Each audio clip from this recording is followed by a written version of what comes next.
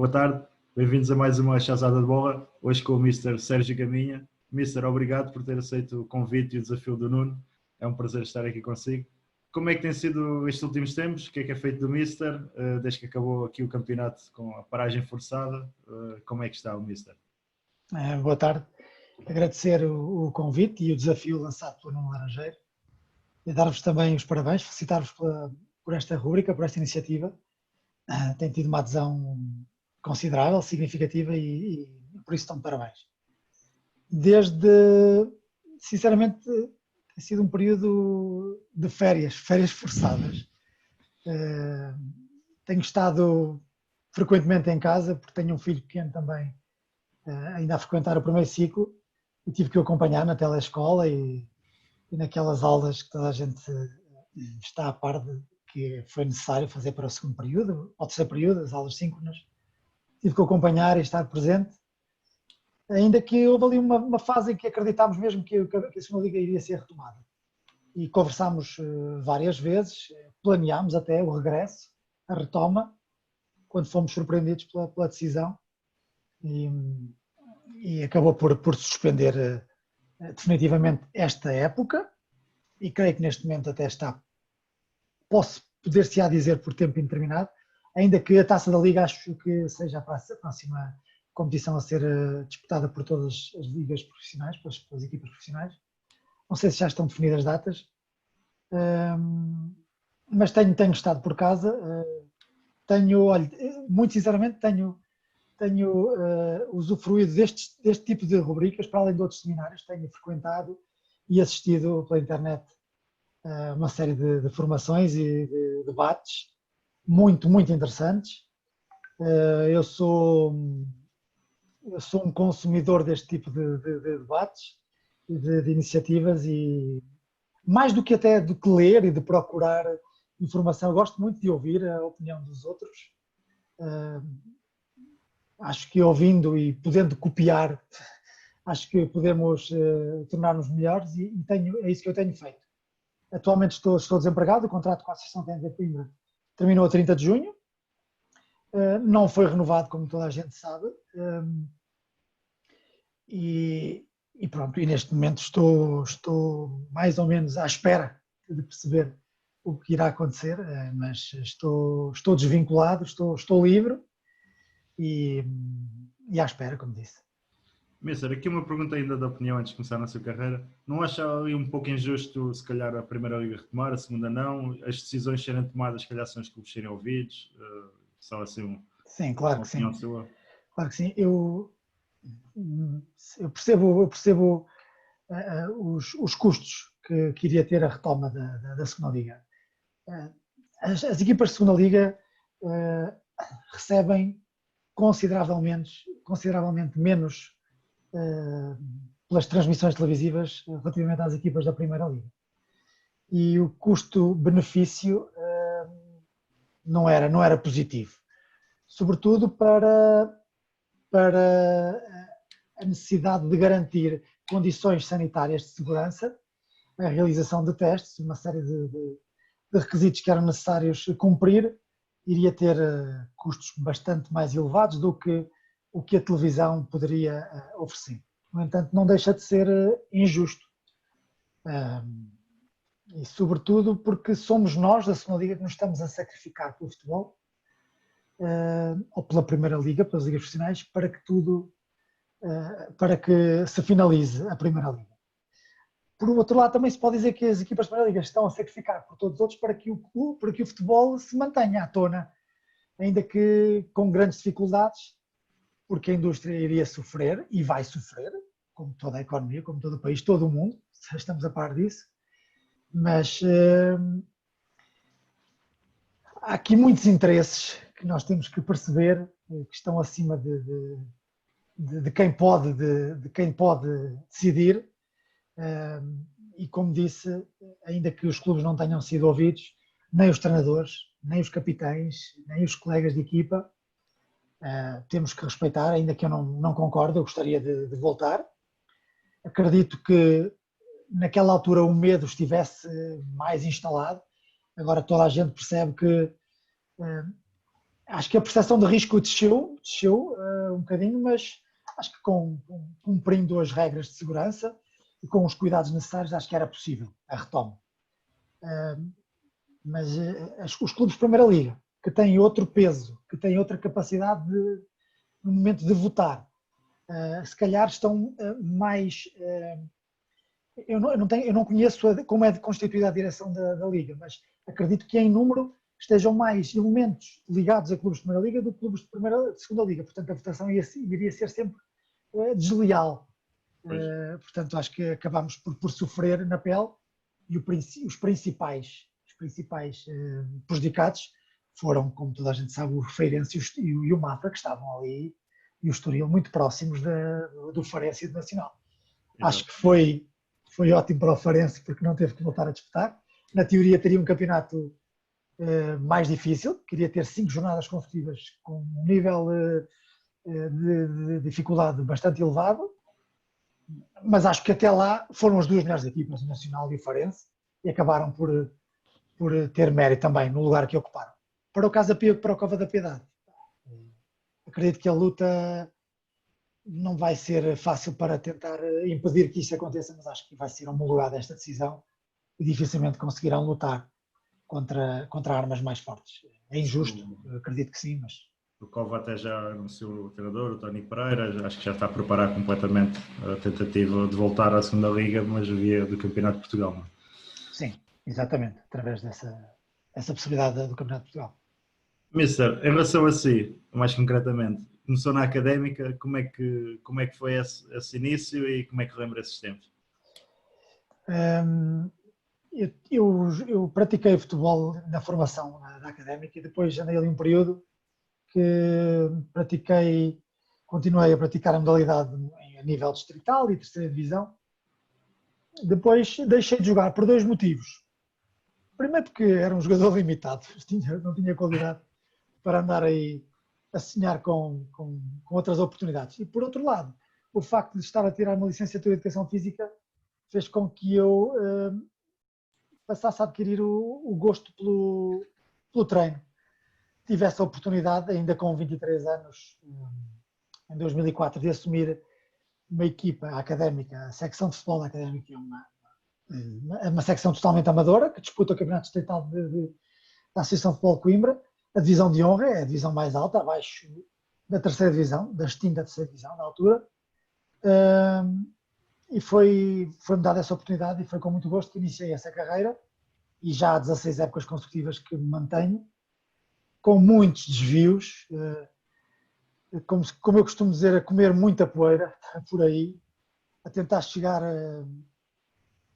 a níveis altos de Portugal, a patamares mais elevados. Eu já passei por tudo. Eu já competi no Paço Ferreira enquanto treinador adjunto do Costinha.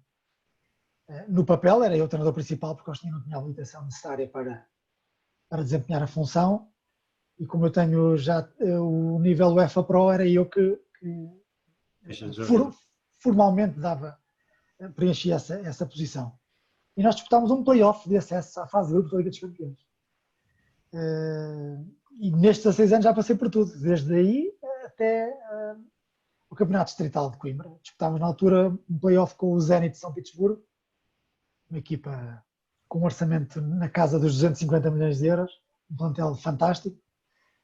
Foi muito superior, qualificou-se para a fase de grupos e nós fomos relegados para a fase de grupos da Liga Europa, que foi também uma experiência muito interessante. E pronto, tenho mantido à procura de melhor sorte.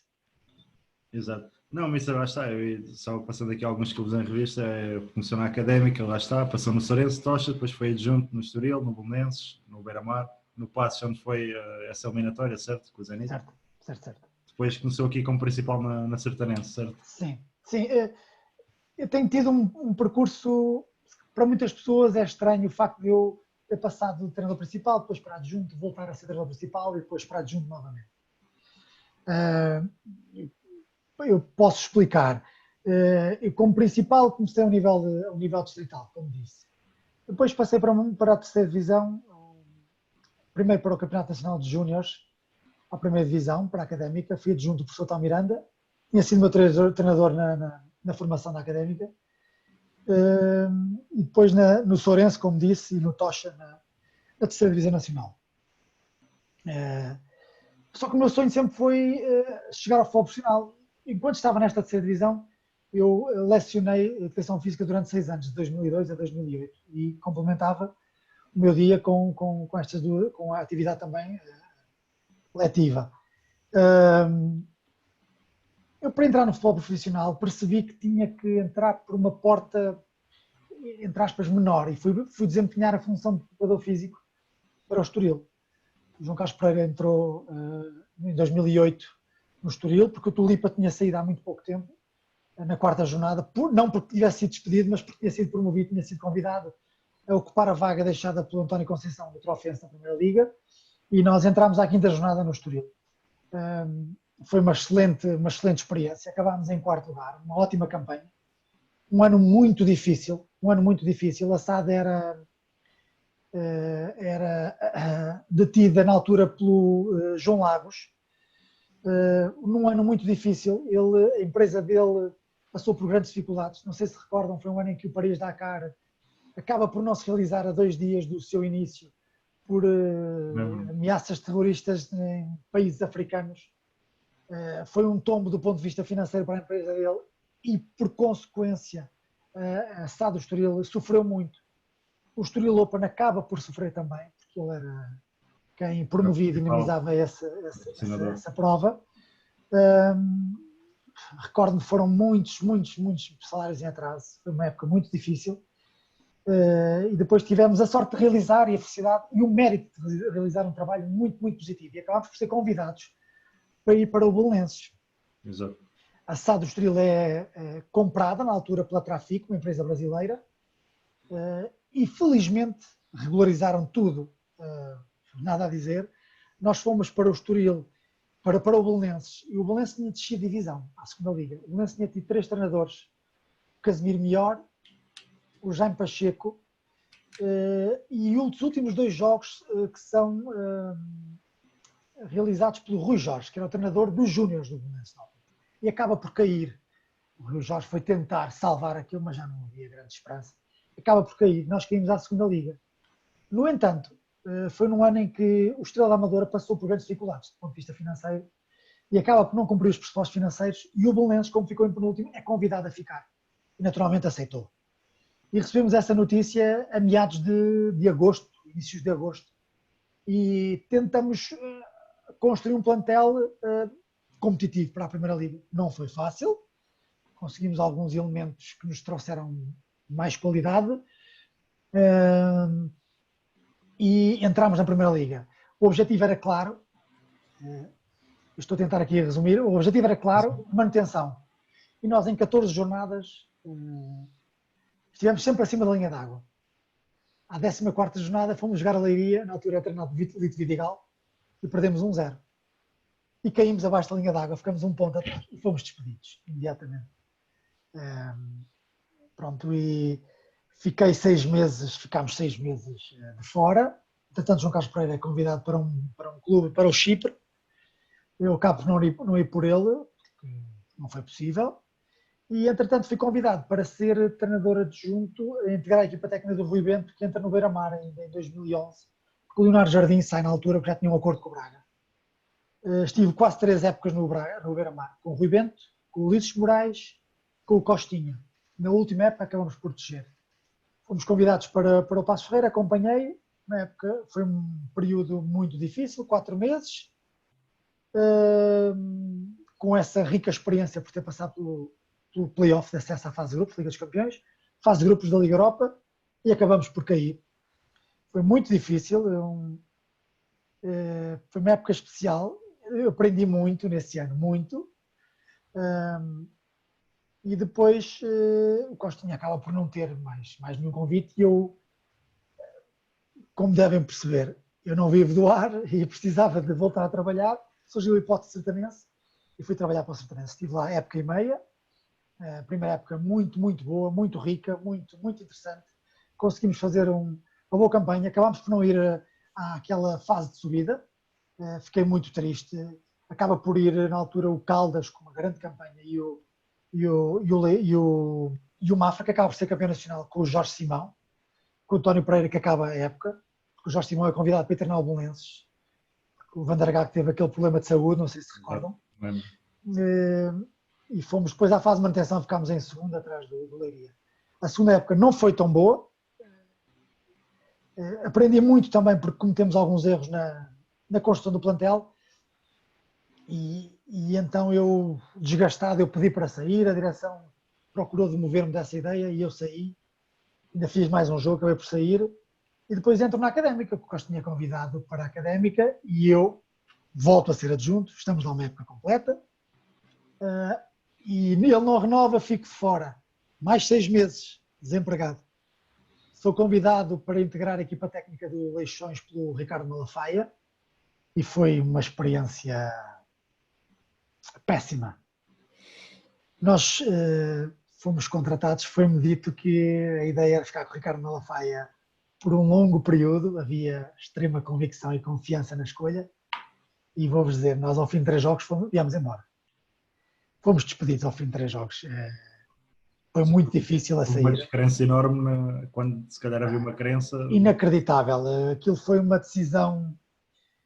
Pareceu-me uma decisão. Aquilo foi uma decisão porque a gestão pareceu-me ser feita mais de fora para dentro do que de dentro para fora, porque a contestação foi incrível ao fim de 3 jogos e de uma derrota apenas. E a direção acaba por nos fazer cair. E eu volto ao Sertanense, sou convidado porque o Filipe Moreira é convidado para ir para o Maranhense. E o Maranhense até acaba por cair. Ele estava no Sertanense a fazer uma excelente campanha, uma excelente época. Encontrei uma grande equipa em 4º lugar e mantivemos o 4º lugar. Não sei se recordam, depois ele vem para o Maranhense e o Maranhense acaba por descer de divisão. E no ano seguinte fui para o Benfica de Castelo Branco. Fizemos uma boa campanha, 4º lugar, porque a Leiria e o Vila Franquense que vão à fase subida, e o Anadia em 3º, que faz uma época fantástica, um ótimo trabalho. Acho que vamos fazer um trabalho muito positivo, muito positivo. Foi um ano muito especial, o grupo foi especial, adorei trabalhar com aquele grupo, inclusivamente as pessoas e os adeptos, a cidade, adorei lá estar.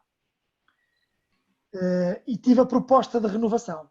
O presidente que lá estava há 4 mandatos, 8 anos, acaba por sair e há 2 listas candidatas. E eu recebi o convite das 2, caso vencessem. Qualquer uma delas eu teria a possibilidade de continuar. As eleições acontecem, a lista que ganha reúne comigo e chegamos ali a um princípio de entendimento. No entanto, nunca houve nada formalizado. A época termina e eu pedi ali algum tempo para acalmar, para ter algumas férias, para pensar, porque tinha sido abordado também por outras, confesso. E disse mesmo, a verdade foi essa. Tinha tido outras abordagens e que me levariam a pensar um bocadinho.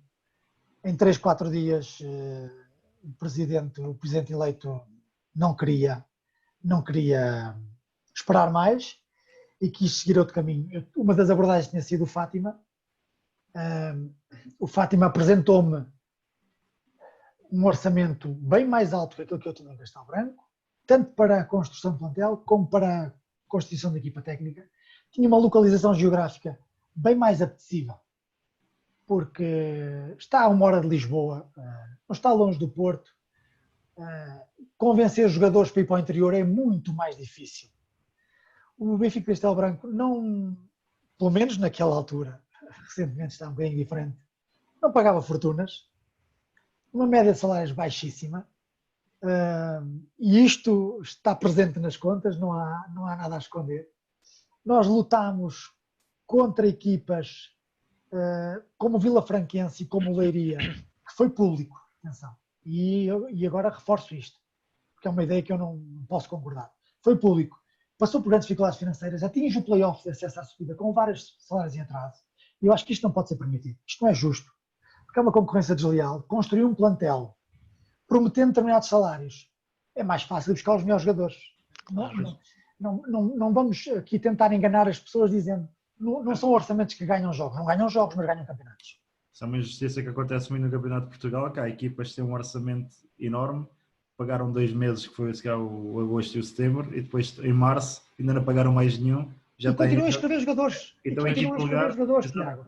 Isto não pode esperem que acontecer. eles escrevem outros, e os que estão a lutar para não descer pagam um pouco, mas pagam tudo em dia e vão para outra vez à distrital, ou seja, Precisamente. é uma injustiça enorme. Isto é concorrência desleal. E não me venham dizer depois como é a desculpa habitual, mas depois liquidam tudo. Passado uns meses. Isto não é nada.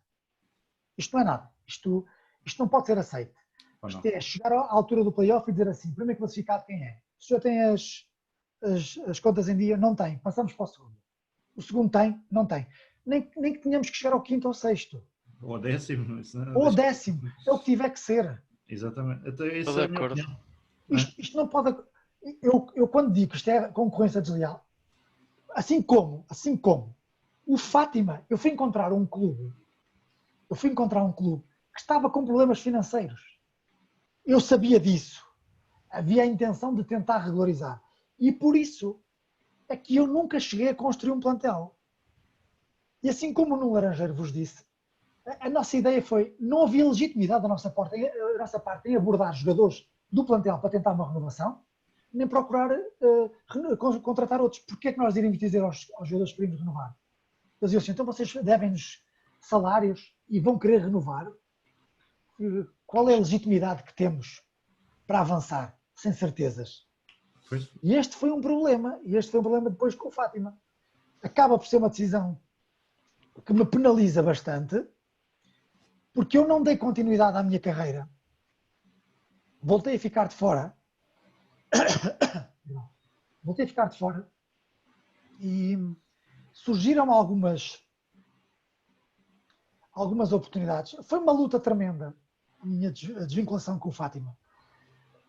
Eu sofri muito, foi uma luta grande. Senti-me humilhado algumas vezes, por 2 motivos. Porque tive que me apresentar todos os dias de manhã cedo, saía de Coimbra às 8 da manhã para me apresentar em Fátima, porque havia um vínculo contratual. Eu tinha que cumprir o vínculo contratual. A SAD é vendida e é comprada por um grupo novo, e eu estou a apresentar-me frequentemente de manhã, e essa SAD sabe que eu tenho o vínculo, é-me transmitido que não iria haver alterações, que iriam cumprir o vínculo contratual, e a verdade é que não foi isso. Tentaram de tudo para que eu me desvinculasse sem garantir os meus direitos. Durante 9 dias consecutivos eu saía às 8 da manhã de Coimbra para me apresentar, e durante esse período é apresentada uma nova equipa técnica em que o treinador principal sabia que eu tinha um contrato assinado com o Centro Esportivo Fátima, a Fátima SAD, sabia. À revelia de toda a gente, assina o contrato, não diz nada, e este é o mundo em que vivemos, de atropelo, do vale tudo, e para mim não vale tudo. Para mim não vale tudo. A equipa técnica tinha um elemento que foi meu jogador no Beira-Mar, nunca me foi dirigida uma palavra, eu mantive-me firme, apresentei-me diariamente, tive 2 reuniões para uma tentativa de acordo que não foi possível, ameaçaram com a rescisão unilateral, mas eu consegui um acordo em que vos digo, não perdoei nada, foi um acordo em que ficou tudo celebrado, tudo autenticado em notário, como se fosse uma sentença de tribunal, e tive mais tarde que executar, porque o acordo foi cumprido na fase inicial e deixaram de cumprir. Nunca mais cumpriram, e depois tive a oportunidade, sou sincero, digo, não tenho problema em dizer, fui convidado durante essa altura a treinar outros clubes, e no dia em que sou convidado por João Carlos Pereira para voltar a ser treinador junto dele na Académica, eu tenho o convite, acho que não haverá problema em torná-lo público, do André Tomás. O André Tomás era o treinador do Torriense, na altura, que passa a diretor desportivo, diretor-geral da SAD do Torriense. E ele veio-me convidar para ser treinador do Torriense. E os 2 aconteceram no mesmo dia. E eu acabei por tomar a decisão de ir com o João Carlos Pereira. Se fiz bem ou se fiz mal, só o tempo dirá. Exato. Neste momento, daquilo que sei, daquilo que se passou, digo que hoje não foi uma boa decisão. Não foi uma boa decisão. Por diversas razões. Mas este período fez-me também conhecer algumas pessoas que achava eu que conhecia bem, que não era bem isso, que me falharam, mas sinto-me mais forte e capaz de voltar a trabalhar, quero voltar a trabalhar. Sinto que terei que dar mais 1 ou 2 passos atrás, não tem problema nenhum. Tenho humildade suficiente e sinto-me preparado para voltar a fazê-lo. E acho que com o tempo vou voltar a mostrar as minhas capacidades e espero a oportunidade. Estou há 16 anos a treinar, como perceberam, um trajeto com muitos desvios, com dificuldades, com sucesso também. Investi na minha formação, consegui já finalizar os 4 níveis, finalizei os 4 níveis na altura certa, porque isto não está fácil. Nada fácil. Nada fácil. Eu fiz o 4º nível em 2013, foi o último ano, a última vez que foi realizado em regime de internato. Portanto, foi a altura certa. E pronto, cá estou agora. Estou desempregado, mas estou à espera, estou confiante. Há muita coisa que está errada no futebol e o Mister deu exemplo de algumas. Já agora, falando aqui, o Mister também treinou ali no Campeonato de Portugal. O que é que acha desta reestruturação para a terceira divisão? Acha que vai ser melhor haver uma terceira liga, que vai restringir aqui apenas alguns clubes a estarem nessa terceira liga? E acha, na minha opinião, que deve haver um controle maior para estas coisas não acontecerem por parte da Federação, já que é a competição principal da Federação, no Campeonato de Portugal? Qual é a sua opinião sobre isto tudo? Acho uma decisão positiva. Utilizando uma expressão muito popular, isto vai claramente separar o trigo do joio. É mesmo assim. E acho que é positiva, não nesta época que se avizinha, mas quando for apresentada essa terceira liga. Porque este Campeonato de Portugal, se já em momentos era pouco competitivo, com mais de 70 equipas, agora com mais de 90, este ano vai ser... Porque há uma grande diferença de 2 coisas. Das equipas que descem da segunda liga e encaixam neste Campeonato de Portugal, porque são equipas que têm uma estrutura e um arcabouço diferente. Uma equipa subindo à segunda liga, a estrutura desenvolve bastante. Bastante. Aliás, eu vou-vos dizer, neste momento eu conheço o Vizela sabe que hoje está mais preparado para chegar à segunda liga do que quando subiu, na altura com o Ricardo Soares, penso eu, e acaba por cair. O Ricardo Soares inicia a época, depois acho que vai até para os Chaves ou para o Aves, e acho que a época é terminada pelo Rui Quinta, não tenho a certeza e acabam por descer. Mas de certeza que hoje está mais bem preparado. E o avanço que deu este ano, apesar de ter ali um período que abanou um bocadinho, mas nunca perdeu a liderança, lutar contra Fafes, contra as equipas B do Braga e do Guimarães, percebeu-se isso, que há uma grande diferença. E depois as equipas que vêm do Campeonato Distrital não estão preparadas para lutar com algumas que têm um trajeto já sustentado, com algum prestígio nesta competição e que fazem o seu trajeto. Olha, o caso do Sertanense, que eu estive lá, há muitos e muitos anos está nesta divisão. O caso do Lusitano Vilmoinhos, para citar aqui alguns casos, são equipas que se têm mantido por esta competição, com mérito, têm feito ótimas campanhas, em algumas até foram algumas fases de subida, mas são equipas que são muito respeitadas. Ora, também há casos que vêm de campeonatos distritais, porque as associações distritais, como sabem, há uma grande discrepância entre as do litoral e do norte, por exemplo, ou da zona de Lisboa, ou do interior. As do litoral de norte têm 2 e 3 divisões, com 2 e 3 séries, imensas equipas, muito competitivas. As do interior têm apenas uma divisão, com 10, 12 equipas, 14, eventualmente 2 divisões, mas é muito difícil. Depois não tem a mesma qualidade. E o que é que eu acho? Acho que vai tentar equilibrar a criação da terceira liga. Vai tentar equilibrar do ponto de vista qualitativo, porque vai ser competitiva e quem cai da segunda para a terceira liga não vai sentir o choque. Não vai. Exato. Vai amenizar Por outro lado, vai. E da mesmo quem vem da distrital não vai sentir, se calhar, uma exigência tão alta do ponto de vista qualitativo no campo. E aquilo que falou o Tiago, que é do ponto de vista financeiro. Ao que parece, vai haver uma exigência, um rigor e um controlo maiores. Oxalá assim seja. Oxalá. Porque só assim é que será justo. Porque há muita gente que está no Campeonato de Portugal que é profissional. Exato. Não, e vai criar também, pelo menos porque ali vai obrigar os clubes dessa terceira liga a terem relevados naturais. Naturais. Ou Sim, seja, sim. lá está, se queremos que o futebol melhore, também temos que criar Também. condições, não só às vezes exigir coisas sem exigir futebol de qualidade e depois não há condições para o praticar. Não é? Certo. E isso condiciona muito, porque há por aí muitos campos de relva sintética com imensos anos, super danificados, em que não permite... Uma carpete sintética. Exatamente. E há séries em que metade dos campos são sintéticos, são relva natural, e tudo isso influencia.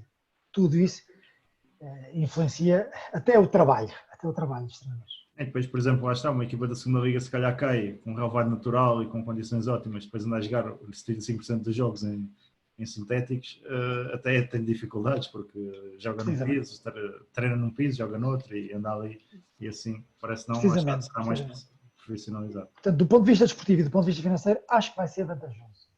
Desde que o rigor e o controle das contas existe mesmo. Claro, exato. E não um papel que toda a gente... Desde o que está estipulado seja cumprido, sim. Não é? Obviamente, isto não... Nas ligas profissionais há neste momento já 4 períodos de controlo, 4 datas. Eu não consigo provar e dizer que realmente é tudo claro, tudo limpo, não é? Mas, desde que isso aconteça. Mas isso aí, quem entra nesses acordos é que é responsável. Exato. Vou passar aqui ao João Pedro Sousa, aqui um colega meu de faculdade, do mestrado aqui da Lusófona. Ele está a treinar ali nos iniciados de Tondela. Vou-lhe dar a palavra aí para fazer umas perguntas ao Mister. Sim, senhor. Pronto, Mister. Então agora antes de passarmos ao quiz, tenho aqui umas pequenas perguntinhas para lhe fazer. A primeira é, o que o levou a tornar-se um treinador de futebol? Por poucas palavras já respondeu, mas se quiser dar mais um toque. O gosto pela modalidade, o gosto pelo treino, a paixão pelo jogo e porque toda a vida desde pequeno eu estive ligado eu não me importo dizer, eu nasci em Coimbra, eu sou sócio da Associação Académica de Coimbra desde que nasci, há 40 anos que sou sócio e desde pequeno que vou ao estádio com os meus pais, sempre houve uma ligação à modalidade de família e um gosto especial. É uma paixão grande e o gosto pelo jogo, pelo treino, pela liderança, pela aprendizagem sempre existiu e é isso que me faz.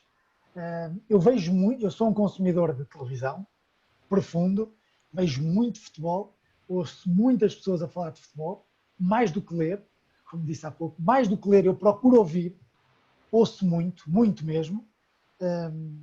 E registro muitas coisas e adoro a modalidade, quer dizer, sei do risco da profissão, porque é um risco. É mesmo. Depender desta profissão é um risco, mas convivo bem com o risco. A minha família não convive muito bem, mas eu convivo bem com isto.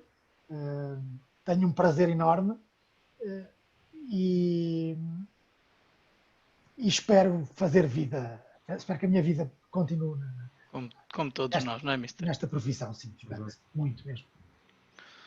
Obrigado. A segunda pergunta...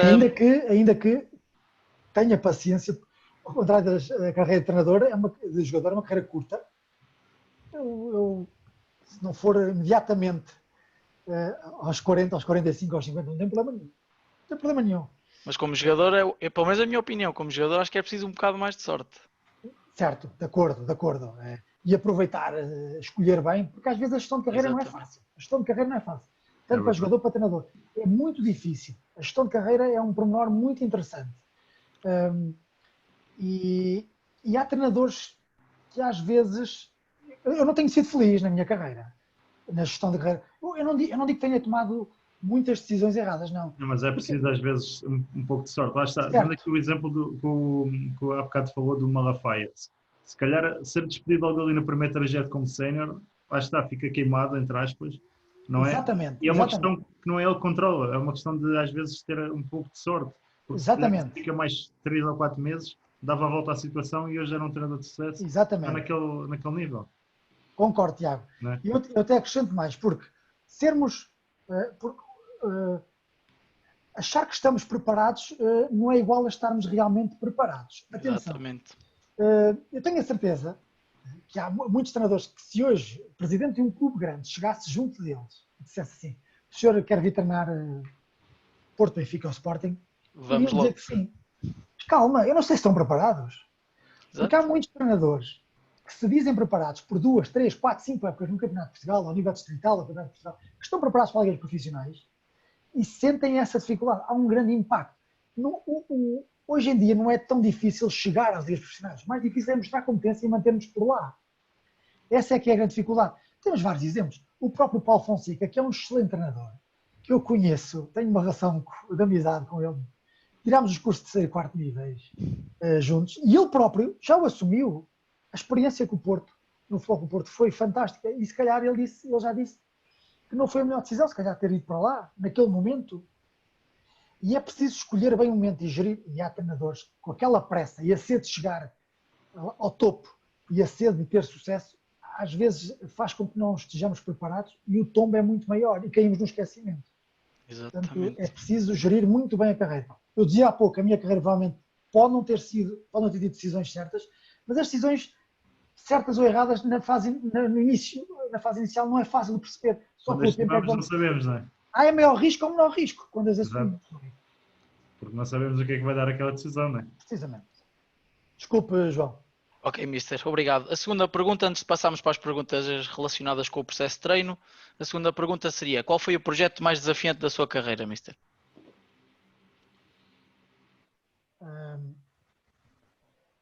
Eu já fui muitos anos treinador adjunto, mas para mim o mais desafiante é ser treinador principal. Certo. E destes todos foi o trabalho, foi Benfica Cristal Branco, foi isso. Foi pela exigência, por ter ido para um clube em que há alguma rivalidade do meu clube anterior, no Distrito de Castelo Branco, e a exigência e fez-me crescer muito pela exigência da dimensão do clube, dos objetivos a que o clube frequentemente se propõe e, sobretudo, por aquilo que eu cresci enquanto treinador. Porque a época fez-me analisar bem os recursos que eu tinha e contra quem estava a disputar determinados objetivos. E eu, para me manter, a equipa, para nos mantermos na mesma luta com o Vila Franquense, com a União de Leiria, precisamente com estas duas equipas, eu tive de fazer ali alguns desvios na minha forma de ver o jogo, no meu modelo de jogo, na estrutura que apresentei, para me manter firme no topo da tabela classificativa. Foi isso, foi uma exigência boa, positiva, enriquecedora e que foi desafiante. E a nível de recrutamento de jogadores, é complicado em Castelo Branco conseguir recrutar? Eu estava aqui a ver a média de idade do plantel, era muito baixa. Tinha muito baixa. 4, 5 jogadores com mais de 25 anos. Muito baixa. Nós tínhamos uma média, acho, na casa dos 23 anos, talvez. Não tenho a certeza. Houve até um estudo a meio do campeonato, depois da primeira volta, em que nós éramos precisamente a equipa com uma média de idades mais baixa, naquela altura, acho eu, a primeira ou a segunda. Não tenho a certeza. Não é fácil recrutar, mas há uma coisa que o Benfica Castelo Branco tem, naquela altura, tinha, eu reporto-me apenas à época 2018-2019, porque como toda a gente sabe, o Benfica Castelo Branco tem feito grandes campanhas no Campeonato de Portugal e tem conseguido promover jogadores para ligas profissionais. O João Afonso é um caso claro, está na Primeira Liga, no Santa Clara, é um titular absoluto. E isso é uma forma também de cativar os jogadores, percebem que ali é um espaço competitivo onde nos podemos promover. E porquê? O clube é um clube cumpridor, tinha excelentes pessoas à frente do clube, não são os atuais, falo por aquela época, pessoas educadas, respeitadoras, que gostavam do clube, que eram cumpridoras e que preferiam cumprir o que era assumido e ao mesmo tempo oferecer condições dignas de vida. E quando digo isso, era um ótimo espaço para a sua estadia, preocupação com a alimentação, o rigor que havia, o apoio, a proximidade constante, e isto é fundamental para um jogador, para o dia-a-dia. Ele sabe que pode ganhar menos ali, mas sabe que está numa cidade com qualidade de vida, uma capital de distrito, que é bem acompanhado, tem condições de treino razoáveis para esta competição e que pode promover-se ali. Por isso, foi um gosto, adorei mesmo, lá está. Exato. João? Ok, Mister, obrigado. Passando agora às perguntas relacionadas com o processo de treino. A primeira que lhe queria colocar seria, no último treino, no último treino antes da competição, quais seriam as capacidades que enfatizava no treino? Preferencialmente a velocidade de reação. Não uma velocidade de reação analítica, puramente analítica. Tenho o gosto sempre de incluir ideias de jogo? Sim, dentro do contexto, em contexto tático, com alguma tomada de decisão, pequenas coisas, não pode ser com grandes estruturas, com pequenas coisas, Exato. até um bocadinho com algumas atividades lúdicas, mas que obriguem a uma velocidade de pensamento, de reação e de deslocamento curto. Preferencialmente era isso, e incluía, posso dizer, também bolas paradas ofensivas. Preferencialmente as ofensivas deixava para a véspera de competição. Depois de vermos as bolas paradas defensivas do adversário. Nós trabalhamos, eu sempre trabalhei assim, prefiro trabalhar assim.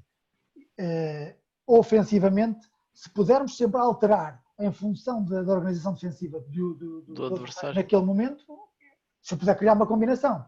Ou seja, não seria estanque também, poderia alterar consoante o adversário. Okay.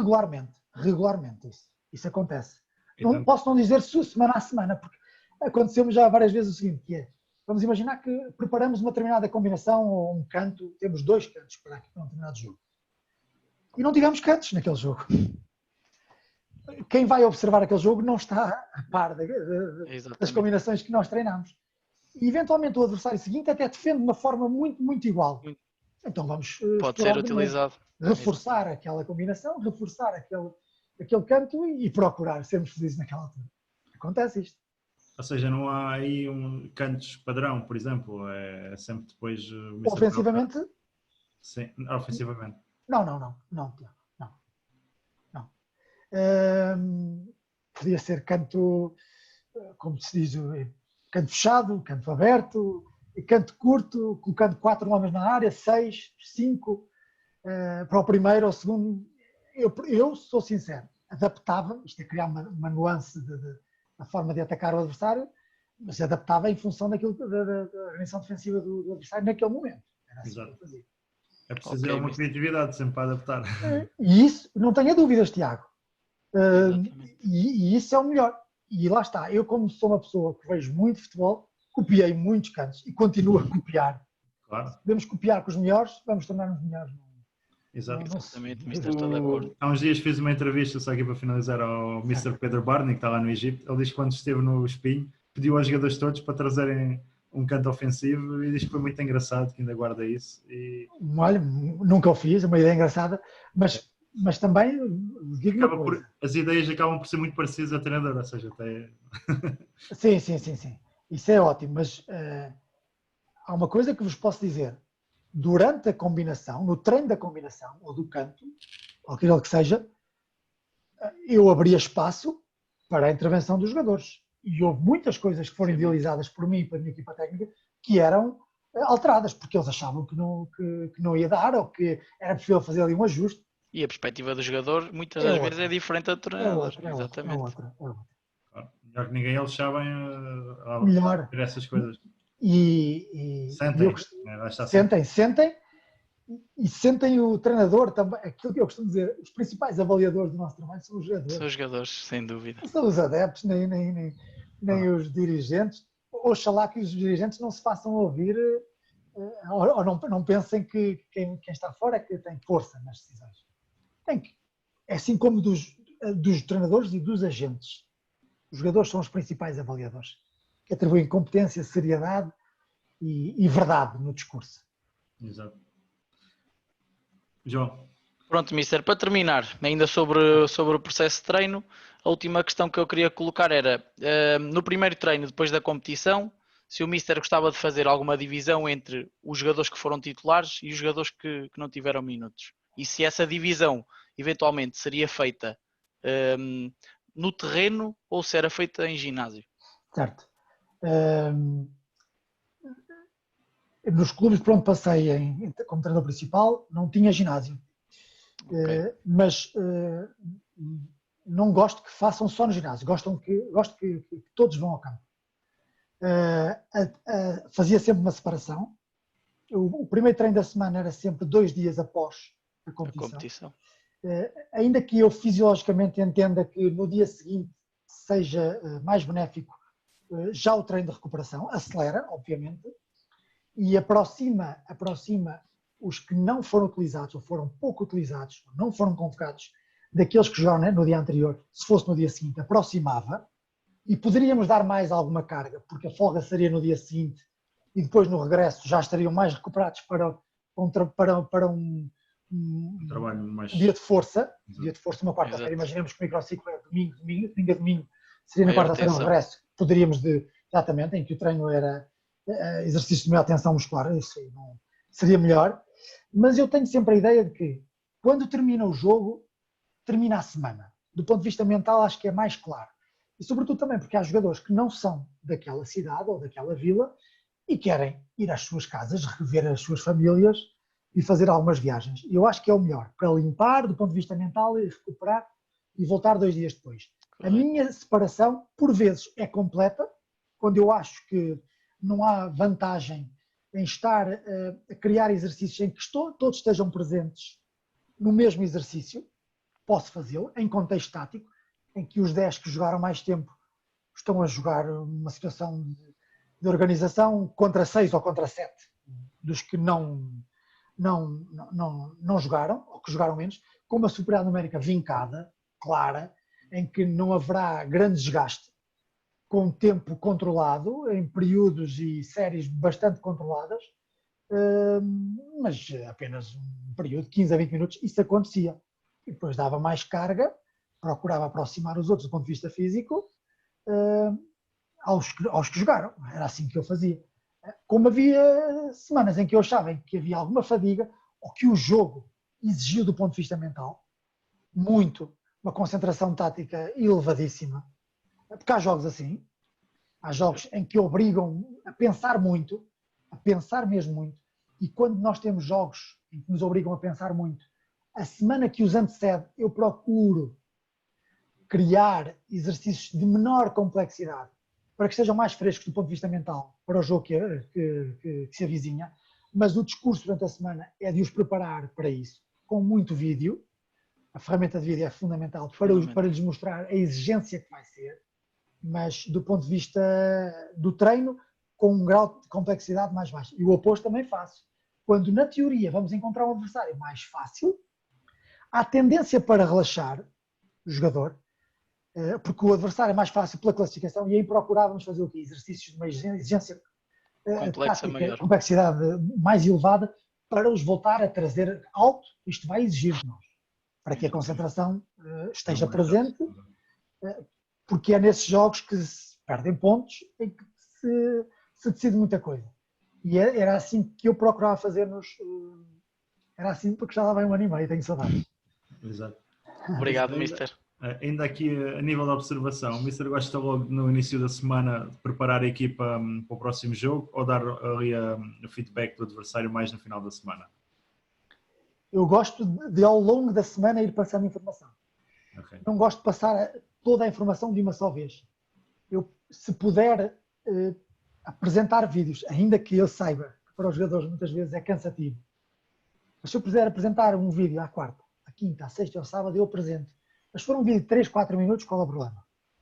Exato. Não tem problema nenhum. Se eu quiser à quarta mostrar o adversário na sua organização ofensiva e na sua reação à perda, a transição defensiva, como é que se comporta? É assim, ok. E depois passar para o treino, a defesa daquilo, como é que nos vamos comportar, que comportamentos é que eu pretendo para aquilo. Ok. Na quinta, o oposto. Posso trabalhar o oposto. Em espaços maiores, obviamente. Como na sexta posso apresentar os esquemas táticos ofensivos do adversário e trabalhar os nossos defensivos no campo. O sábado, como vos disse, defensivos do adversário e trabalhar os nossos ofensivos.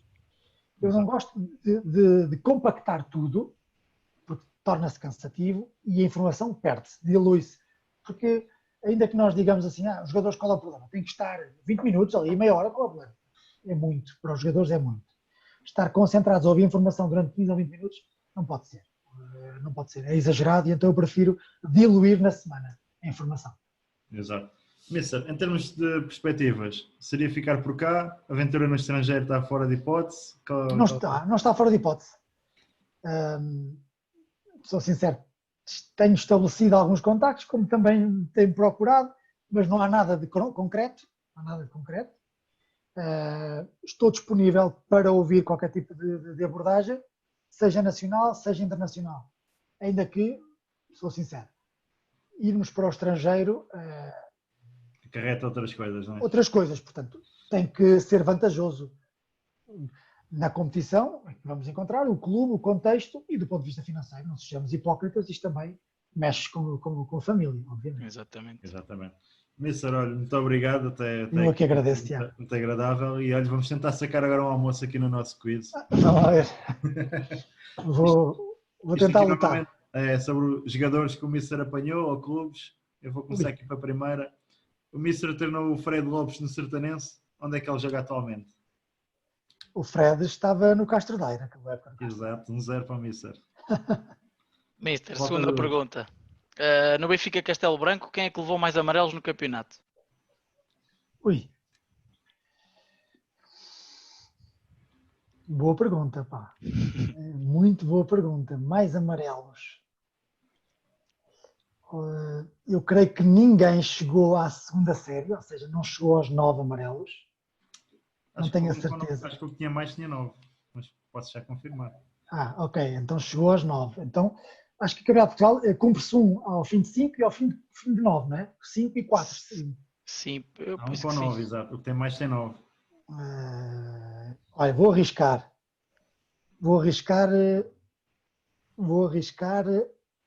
no Ailson. Não, errou, Mister. Era o Zezinho. O Zezinho teve 9. O Ailson teve 7. Estive lá perto. Exatamente. Estive lá perto.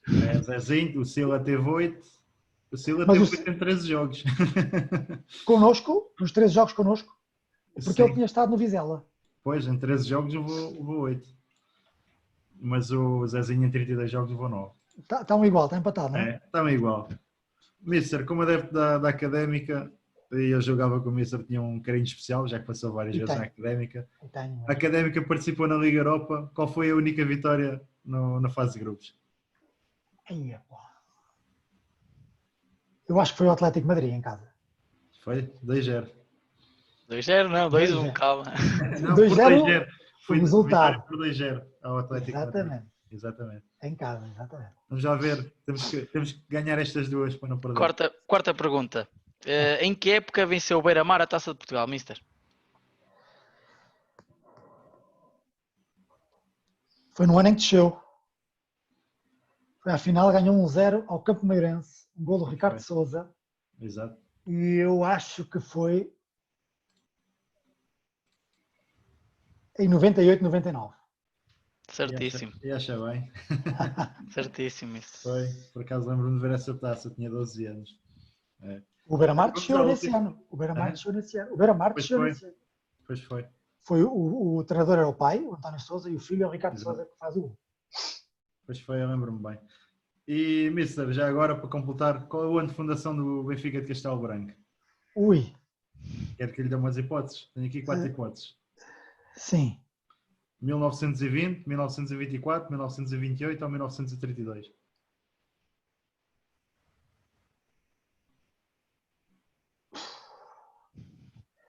Não faço ideia, mas aponto para 28. Estava lá perto, 24. Ah, pá. Mas olha, já ganhou aí o almoço, depois quando for aí à zona... 3-2, 3-2 para mim. 3-2. Quando for aí à zona de Coimbra, então o João está mais perto, ou veja a pagar. É, só aqui em Combinado. Viseu, quando passamos por Coimbra, é isso. Está É, bem, tem muito que- bem, muito tem que bem, ir João. aí.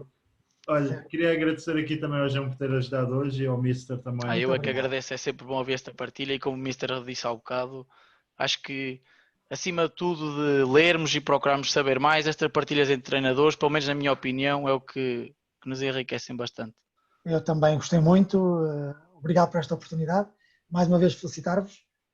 E foi um prazer e estarei sempre disponível para conversar. Sim, e também é o que o João está a dizer, já passámos os 100 episódios, já ouvi Sim. aqui opiniões de toda a maneira efetiva e isso é muito bom porque faz-me pensar e Muito. pensar de várias formas Muito. ao treino.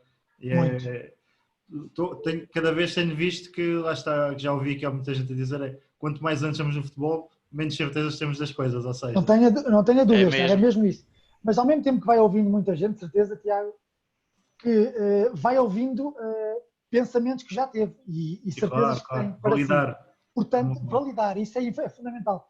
Perceber assim, não, afinal, nós temos aqui alguma razão em algumas coisas. Não, e é bom às vezes saber que mais de 50% é validar, ou seja, já não está muito mal. Não está mal, isso é um saldo positivo. E eu tenho felizmente, e nunca tinha ouvido algumas pessoas que ouvi falar neste período, mas que tinha uma boa impressão das pessoas e com as quais me identificava na sua forma de treinar, de trabalhar, e confirmei isso várias vezes com algumas pessoas com as quais me identifico. Foi muito bom. Para além deste tipo de rubricas, também os seminários que a Associação Nacional também do Futebol promoveu, que também foram muito interessantes. Muito interessantes. Exato. Olha, Mister, ainda aqui o último desafio. Quem é que quer desafiar a passar aqui nas chazadas de bola e também partilhar um pouco da sua carreira? Tiago, eu tinha pensado numa pessoa e acabo por manter a ideia, até porque o Tiago fez uma pergunta sobre o Beira-Mar. E um dos jogadores que participou nessa final da taça, que foi meu colega durante 3 anos do Beira-Mar, na equipa técnica, é o Jorge Neves. É um amigo desde essa altura. Infelizmente, eram 2 irmãos, não era? Eram os 2 irmãos gêmeos, o Jorge e o Rui Neves. E o Rui, é isso. O Rui era do Estrela. Do Estrela Amador. E o Jorge Neves jogou ali muitos anos no Beira-Mar, integrou várias equipas técnicas do Beira-Mar, chegou a treinar o Beira-Mar na segunda liga e, entretanto, esteve no Mafra, não sei se recordam, quando o Mafra sobe à segunda liga, precisamente depois do primeiro ano do Sertanense, ele vai treinar o Mafra. Não foi feliz e acaba por sair e nunca mais teve uma oportunidade. Eu tenho falado com ele, pronto, ele está à procura de voltar ao futebol. É uma ótima pessoa, um amigo por quem eu nutro um sentimento muito especial e acho que uma vez que ele também participou nessa final, assim como o Palazzi, que era o guarda-redes, que também fazia parte da nossa equipa técnica, são amigos desde essa altura e olha, é uma hipótese. Deixo aqui o Jorge Neves. Tá, e será um prazer Desafio o Jorge. Entrar em contacto com ele. Mister, muito obrigado. Também obrigado, Tiago. Muito obrigado, Mister, pela partilha. Muito obrigado. Um grande abraço e tudo bom para vocês. Obrigado, Mister. Um abraço.